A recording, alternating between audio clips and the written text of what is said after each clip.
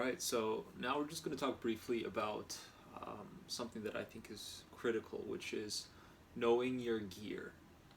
Um, Part of the quest in being able to create your own images and being the master of the image that you create and having full control over the scene is absolutely understanding to the full extent your gear's capabilities.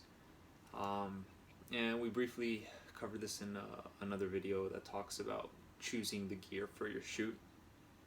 But this goes a little bit more in depth in terms of understanding the capabilities. Now, a lot of people obviously they want the best, and they're always they have quote unquote gas gear acquirement syndrome, where you see something else that you like and you want to try new gear and better lenses and yada yada.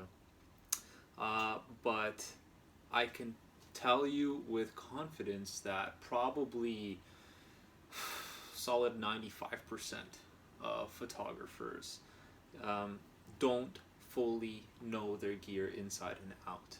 I've been shooting with my A7, which is nothing special, for about 5 years now, and I am still learning new things.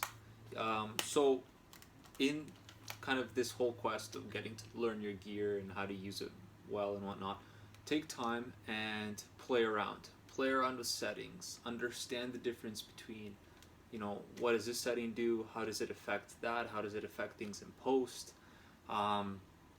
Dynamic range optimization, a new feature. Is that just for JPEGs? Does it affect RAW? Hey, it turns out it affects RAW. How does it affect RAW? Why does it affect RAW? Does it give me more range? Does it give me less range? Do I want it? Do I not want it? Do I want it just for JPEGs? JPEG resolution or shooting modes or focus, back button focus versus top button, auto review. What happens when you don't want to preview your image, but you want to take a series of images and be able to see your model through your mirrorless camera. So there are so many things that you have to learn about your camera to fully be able to squeeze out as much as good of an image as possible in terms of what you want out of it. So take the time to go through the menu, find out what each and every setting does. If you don't know what a setting does, take the time to Google it, look it up, learn about it, and make sure you fully know what your camera does. Also, push your lens to its limits. See how close can you focus, how far can it focus, what happens when you put your subject on the edge of the frame. Is there a lot of barrel distortion? Can you take that distortion out in post? Do you want to bother taking that distortion out in post? Can you utilize that distortion? Is there a lot of chromatic aberration, ghosting, flares? How good is your lens? Is it really sharp? I have some lenses that are very sharp, and I realize, maybe this is not what I want for some of my images, because I actually want my image and my colors to come out a bit softer from the get-go.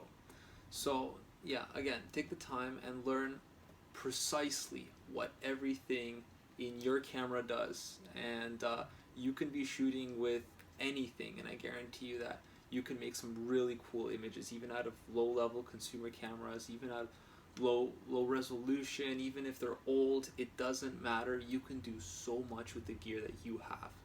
It's just a matter of taking the time and fully mastering it inside and out. So give it a try, and hopefully you'll learn a few new things about your camera, and you become really confident about it and learn how to navigate it faster, how to use it quickly, and use it to its full potential.